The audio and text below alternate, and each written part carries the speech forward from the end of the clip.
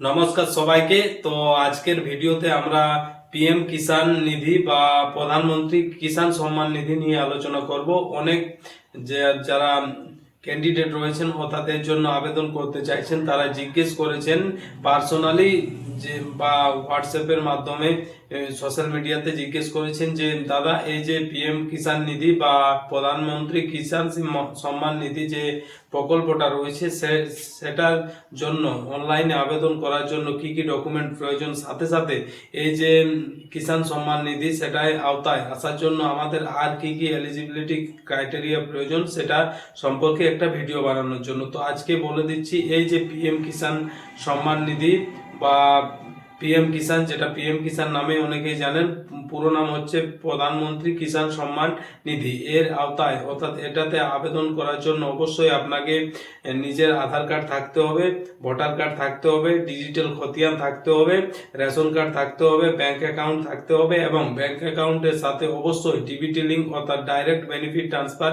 যে অপশন সেটা অ্যাক্টিভ থাকতে হবে এবং সাথে সাথে যাকে আপনি নমিনি হিসাবে রাখতে চাইছেন, আপনার যদি স্ত্রী হন তার আধার কার্ডের জেরক্স বা আধার কার্ড, বা নিজের যদি ছেলে কিংবা মেয়েকে আপনি নমিনি হিসাবে রাখতে চান, তাহলে তার যে আধার কার্ড কিংবা ভোটার কার্ডের যে জেরক্স বা এর সাথে অ্যাটাচ করতে হবে। ঠিক আছে। এরপর সব থেকে যেটা সমস্যা হচ্ছে বা সব থেকে যে বিষয়টা নিয়ে সকলে জিজ্ঞেস করেন, এই যে ডিজিটাল খতিয়ান বা পর্চা সেটা কত দিনের হতে হবে। তো আপনাদের বলে রাখি, এখন পর্যন্ত যা আপডেট, এই যে ডিজিটাল খতিয়ান বা পর্চা নিজের নামে অবশ্যই আপনাদের 2019-এর পূর্বে হতে হবে। অর্থাৎ যে যদি আপনার ডিজিটাল খতিয়ান থাকে তাহলে সেটা 31/1/2019-এর পূর্বে আপনার নামে যেমন হয়ে থাকে বা সেই ডেটে আপনার নথিভুক্ত হয়ে থাকে, তবে আপনি এই যে পিএম সম্মান নিধি বা প্রধানমন্ত্রী কিষাণ সম্মান নিধি যে প্রকল্প তার জন্য আবেদন করতে পারবেন। এবার অনেকের প্রশ্ন হয়, দাদা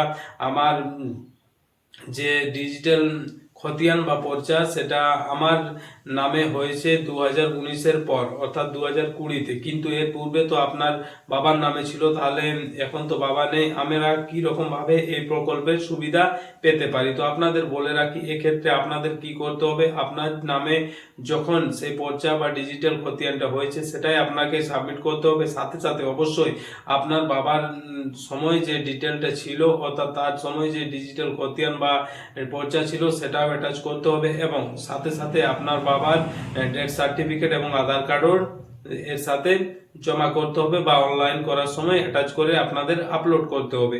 এবং অবশ্যই যেটা সব থেকে বেশি ভাইটাল বা যেটা মনে রাখতে হবে সেটা হচ্ছে অবশ্যই যে অ্যাকাউন্টটা আপনি এই পিএম কিষাণ নিধি বা প্রধানমন্ত্রী কিষাণ সম্মান নিধি প্রকল্পের জন্য আবেদন করবেন, তো অবশ্যই সেটাতে ডিবিটি লিঙ্ক থাকতে হবে। তো অনেকেই এই পিএম কিষাণ সম্মান নিধির ব্যাপারে জিজ্ঞেস করছিলেন বা জানার ইচ্ছে ছিল, তাদের উদ্দেশ্যে ভিডিওটা বানানো। তো ভিডিও ভালো লাগলে অবশ্যই লাইক করবেন, শেয়ার করবেন। সকলকেই ধন্যবাদ।